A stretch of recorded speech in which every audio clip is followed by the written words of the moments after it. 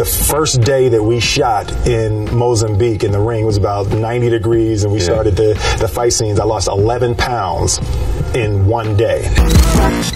God said, "Thou shalt not lie." Okay? God didn't say, "Thou shalt not lie." Except under these circumstances. Absolutely. Father, I think I read, had you and your brother work on a ball of fire. Oh, yeah, we had done. I said, that man's crazy. Something wrong with him, man. We need to get out of here. Salut la famille. Merci de regarder aujourd'hui avec Yannick. La vidéo d'aujourd'hui, c'est l'extrait d'une interview que Will Smith a faite après la sortie de son film sur Mohamed Ali. Habituellement, quand je fais ce type de vidéo, j'aime insérer mes petits commentaires par-ci par-là, mais cette fois, je vais laisser la vidéo s'écouler jusqu'au bout et sans l'interrompre. Je le fais parce que je ne veux pas gâcher la pureté du message et la sagesse de Will Smith. Alors j'aimerais que vous fassiez une promesse. Prêtez attention à deux choses. La première des choses, je veux que vous regardiez la manière dont Will Smith parle de Mohamed Ali et de Nelson Mandela parce qu'il a eu la chance de rencontrer ces deux hommes. J'aimerais aussi que vous prêtiez attention à l'histoire qu'il raconte sur le mur que son père lui a fait construire quand il était petit. Parce que apparemment, quand Will Smith était petit, je pense qu'il avait 11-12 ans, son père l'a obligé, lui et son petit frère, à construire un mur. Donc j'aimerais que vous prêtiez attention à cette histoire parce qu'elle est vraiment fascinante. Ok, je vais arrêter de vous perdre du temps. Et juste une dernière chose, avant que je vous laisse. Toutes les traductions en français que vous voyez dans mes vidéos de motivation, c'est moi qui les fais. Je fais ces traductions parce que je vous aime tous. Tous, je vous aime. Et je veux partager ces moments avec vous. Même ceux qui me détestent, hein. Et vous savez quoi? Même ceux qui me détestent, je les aime. Alors profitez de la vidéo et à bientôt. What Denzel, when I watch Denzel, I said this to someone a couple of weeks ago, is I'm not the best at anything. You know what I mean?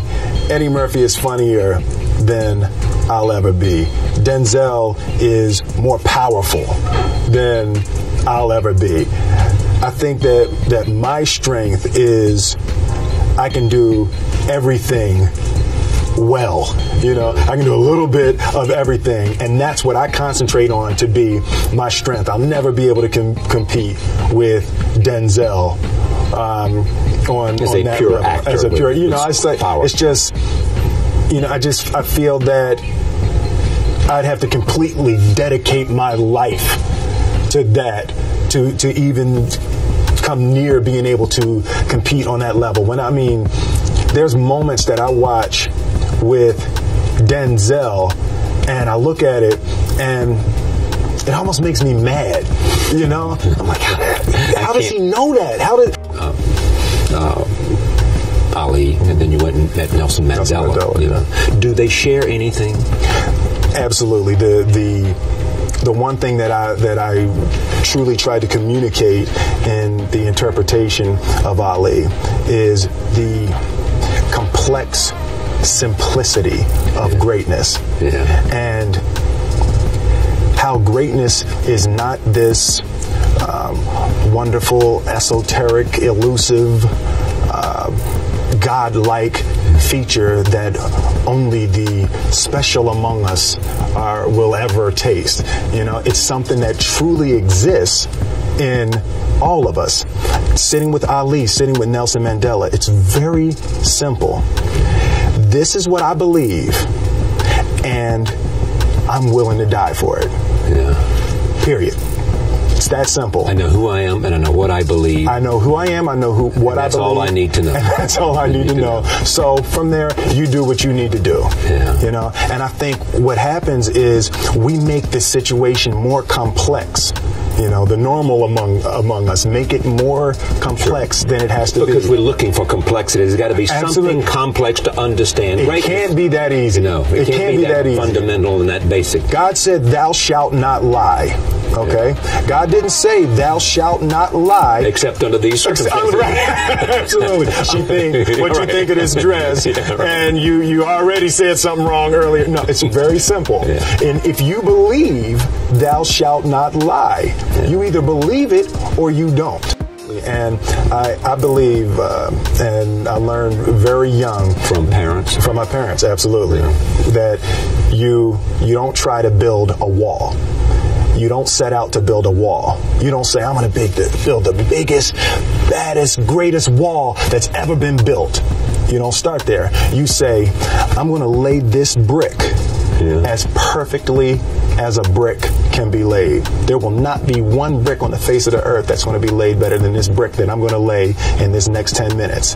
And you do that every single day. And soon you have a wall. And soon you have a wall. And I think psychologically, the advantage that gives me over a lot of people that I have been in competition with in different situations is it's difficult to take the first step when you look how big the task is. The task is never huge to me. It's always one brick. Me too. I mean, it is amazing how people are paralyzed from doing anything. Absolutely. Because they can't take the first step. Whereas you just say, look, all I'm doing is laying this one brick. I am not building the Great Wall of China here. Absolutely. I'm putting a brick here, and I'm going to have the best brick I can. Your father, I think I read, had you and your brother work on a wall of Yeah, we had that. We're talking about our figurative wall. That comes from work on a literal wall. Yeah, right. My father owned. It actually was an old bakery when I was growing up. My father was an electrician and a refrigeration man. We would install supermarkets. You see the long freezer cases in supermarkets. We would install those long freezer cases and all the lights. That's what we would do every summer. Yeah. So this one year, my father had his shop, and he decided for whatever reason that he wanted a new wall on the front of his shop. So he tore down probably about 16 feet high and probably about 30 feet long. He just completely tore the wall down, and my brother and I had to dig a 6-foot hole. We for would the mix foundation. For the foundation, and we would mix in the concrete by hand. A year and a half. We were building this wall for a year and a half. Every day after school, we were coming, mixing concrete, putting it in the hole, doing it. And it was just myself and my little brother. And I remember standing back, looking at that wall, saying, there's going to be a hole here forever. There will never be anything but a hole here. That's right. And a year and a half later, that many days. I know. A year and a half later, we laid the final brick. And my father stood back with my brother and I know he planned this. He says he didn't, but I know he had been planning this and writing this for his for the past 2 years. But we stood back, we looked at the wall, and he looked at me and my brother and said, "Don't y'all never tell me that you can't do something," and walked into the shop. That's great. I was like, now here's what's interesting. You said what? You said, I said, that man's crazy. Something wrong with him, man. We need to get out of here. Exactly. What is he doing to my head? Did he start drinking? I said a few months ago, I said that I believe that if I chose to, I could be the president of the United States. And I think as I've had a chance to intellectualize why I said that. And I think that there's a certain delusional quality that all successful people have to have. You have to believe that something different than what has happened for the last 50 million years of history. You have to believe that something different can happen. It's almost a kind of innocence. Absolutely. In other words, if you knew how difficult it was, you would have never gone down that path. Absolutely. Who you are. I mean, you appreciate the notion, it looks like to me from what I know about you, of understanding that you have to be prepared in order to maximize the possibilities of gifts. Right? Absolutely. There were very specific rules, and there was a constant desire to be better. We didn't grow up with the sense that where we were was where we were going to be. We grew up with the sense that where we were almost didn't matter because we were becoming something greater. And I always remember that my mother or father or grandmother would say, "That's great, baby. You did a really good job with that. That's incredible. Congratulations. Try this next time." It was always there was always a little bit stretching. more. Absolutely. I think think with me, I'm motivated by fear. Fear. You know, Fear of what? Fear of fear. I hate being scared to do something.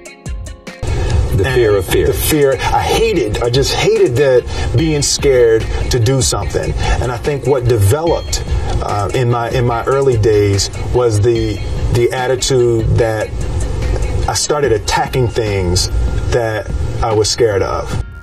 I personally believe that success is based upon intellect.